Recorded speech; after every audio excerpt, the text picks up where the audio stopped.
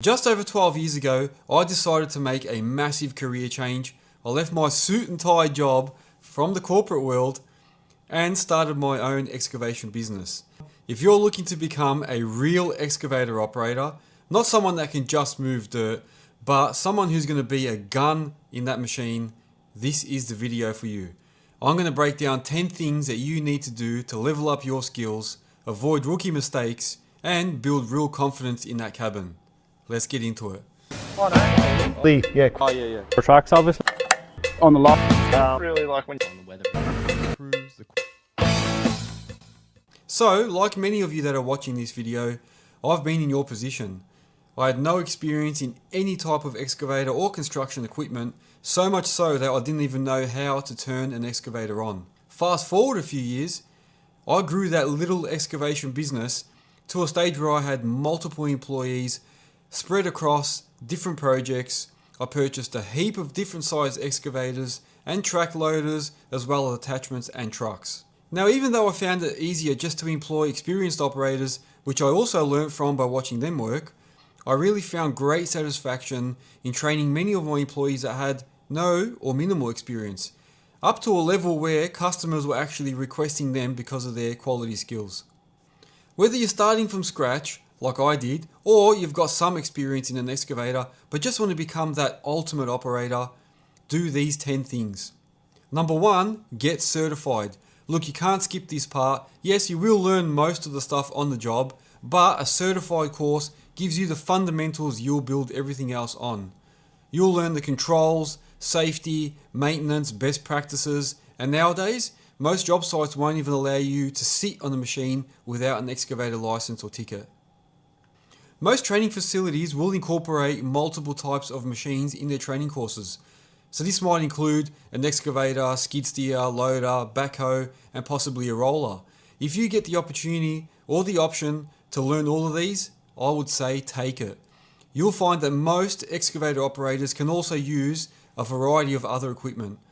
And it's also highly likely that you'll end up working on one of these other bits of equipment during your time on a worksite. If you want a closer look at what a training course entails, you can watch this video right here, where I did a tour of an earth moving training centre. You'll get to see what the students are doing in the classroom and how they're learning on the machines out in the practice area. Number 2, understand the machine. Don't just press buttons and hope for the best. Learn what every lever, every knob, what every sound means. What's normal, what's not normal. Listen out for unusual noises. Know your bucket sizes, your attachments, your hydraulics, your lifting capacities. A good operator knows their machine inside out, as well as its limitations. To explain it a bit easier, I'll break this down into 4 sections. Number 1, become friends with the cabin. This is where you will spend most of your day, so get comfortable. Adjust the seat so that your back is straight, your feet are resting flat on the ground, and you're still able to reach the foot pedals when you want to start tracking. Set your armrests so that your elbows and your wrists sit flat and on par with the joysticks. Then make sure that your wrists should have enough room to rotate freely, otherwise you're going to end up with aches and pains. Close the door whenever possible to keep the cabin pressurized and dust free. It may look like an aeroplane cockpit when you first start, but it's not as complicated as you think. As a bare minimum, work out these buttons and controls.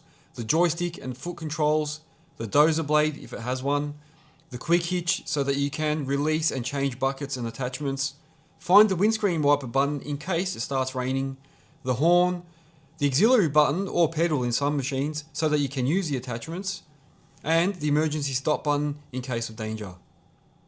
Number 2, buckets and sizes. Check the width of each bucket and learn what they're used for. For example, the general purpose bucket with teeth is used for digging trenches. The mud bucket with no teeth is used for trimming and loading trucks. The sorting bucket is used for sifting rocks. Number 3, attachments. There are many specialty attachments available to make certain tasks easier. The common ones to learn are the rock breaker. This is used for breaking immovable rocks in the ground or to break up large pieces of concrete. My advice on this one, do not use the chisel as a lever, otherwise you'll snap it. Instead of using the hammer chisel as a lever, we go to the next attachment, which is the ripper. This is what you use to lever out stubborn rocks or tree stumps out of the ground. I did say lever because a lot of people make the common mistake of pulling on the rock with the ripper rather than levering, which ends up snapping something on the boom or the arm. The auger, simply put, this is a spiral shaped tool that is used to drill holes in the ground. So typical applications include holes for solar posts, telephone poles, decking and retaining wall posts, just to name a few. Number 4, size matters. Be aware of how wide your machine is and how tall the excavator is with the boom or arm up in the air. This will help avoid hitting overhead power lines or catching on tree branches when you're tracking. I've seen an excavator touch power lines with its arm and watch the oil seals explode from the spark and spray hydraulic oil everywhere. Know how wide your machine is. That rear counterweight, unless it's a zero swing machine, that tail swings way further than you think. Always double check what's behind you before you move, especially people, buildings, other equipment or parked vehicles. Common mistakes include rotating the excavator tail into a pile of dirt or spinning it into the buckets that are sitting on the ground behind you. Nothing shows inexperience like a machine with mud smeared all over its tail or damage and scratches all over it. Number 3, master smooth operation. The best operators don't slam their controls, they flow. Jerky movements will slow you down and make your ground levels uneven. Not to mention the negative effect it will have on your body after bouncing around all day, and even worse, what damage you can cause to the machine. Customers and other operators on site will immediately recognize a novice if you're bouncing around and making unintentional moves. So being fast doesn't necessarily mean that you're good. Practice slow, deliberate and controlled movements. Learn to feather the controls, and precision will come with practice. Maximize every move and every swing. If you're digging a trench or loading material, don't only use half bucket loads. Fill that bucket to the brim. Utilize every swing so that you're really running efficiently. If you're working on the other side of a job site, take all the buckets you will need for that task with you so that you don't have to come back and get another bucket halfway through the job. Never stop learning and always watch other operators. I still, to this day, pick up little skills and tips by watching someone on site. And most of all, be humble when you turn up to a job. Don't be overconfident or too cocky and come in and go, "Hey, the ultimate operator is here." Instead, let actions speak louder than words. Number 4, learn to read the ground. Different soil types dig differently. Wet clay, dry sand, rocky terrain all react in their own way. And you'll learn to read that ground by paying attention. This separates the good operators from the great ones. If you're paying enough attention to the ground condition, it'll actually tell you which buckets you need to use. For example, if you're moving loose material using a mud bucket and then you encounter solid ground, then it's time to switch over to a GP bucket with teeth. That'll end up breaking up the soil, so then you can put the mud bucket back on later and clean it all up. If you're working in solid ground and suddenly you encounter rock, then it might be time to switch to a ripper or even the rock breaker.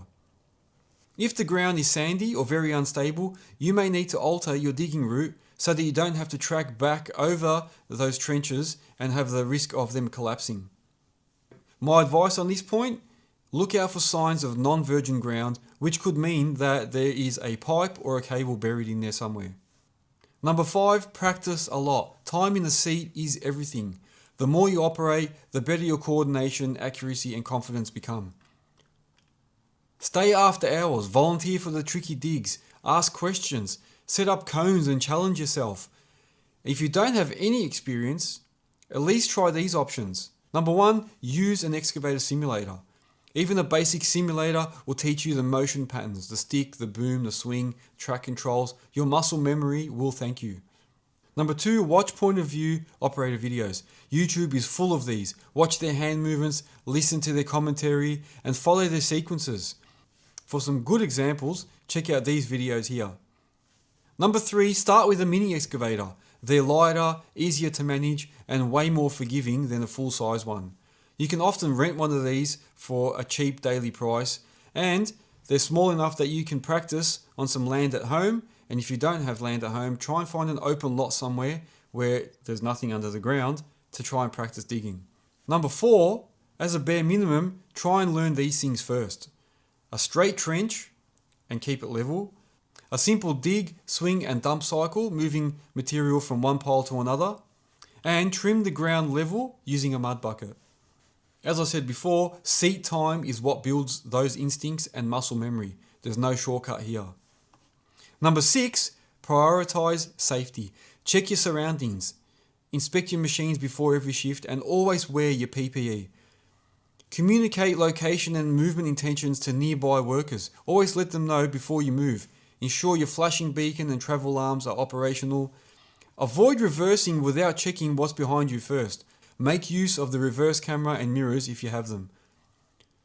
Use gloves and safety glasses whenever you're connecting or disconnecting hydraulic attachments or when you're checking oil and fluid levels. I've seen guys get way too comfortable and they end up paying the price.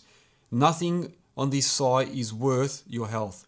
Use a spotter when visibility is limited or you're working in a tight space. Always ask if there's any known utilities or assets in the ground before excavating, or even take it one step further and ask for, before you dig, documents or for the area to be located by a professional. And definitely ensure someone is spotting you whenever you're working under overhead power lines.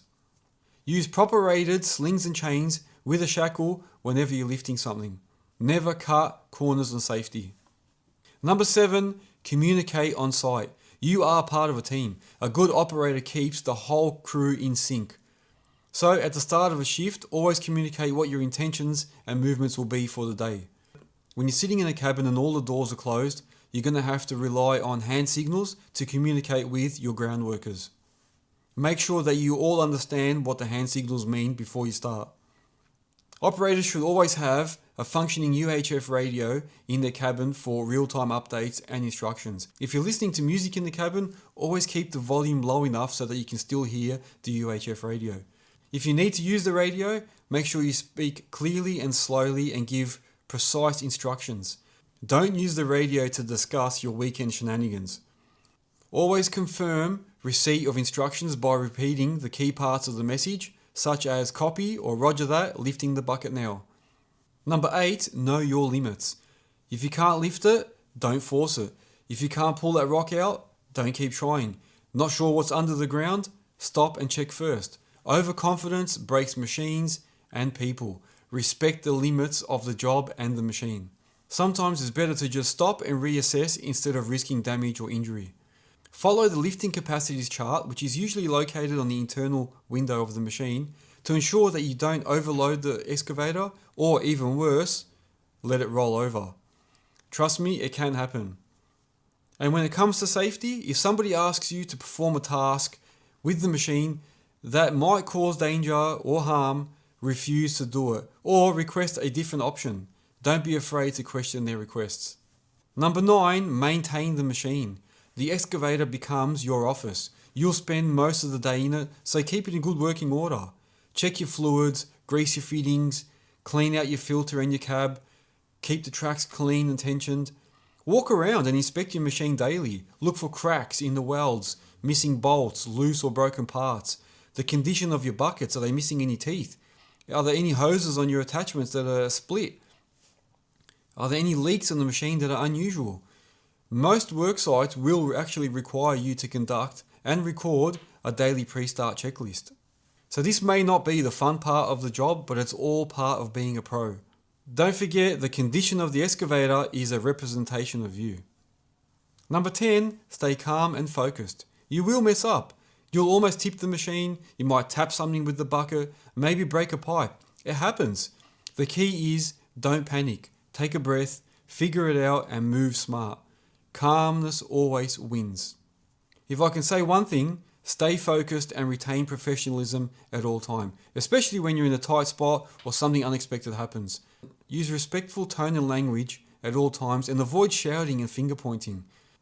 And my final advice on this one, always let someone know if something happens, because if you don't, eventually it will come back and bite you.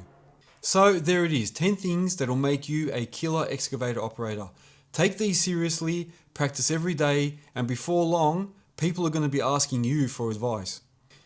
If you decide that you want to take it up to the next level, before you start your own business, watch this video here where I discuss some of the harsh realities. And if you want to find a local training centre or an excavator rental company or any other information, visit my website www.earthworkshub.com.au. If this video helped, drop a like, hit the subscribe button, and let me know what kind of operator tips you want to see next. Catch you on the next dig. Oh, no. Yeah, Oh, yeah. for tracks obviously. On the lot. Really like when on the weather. Cruise the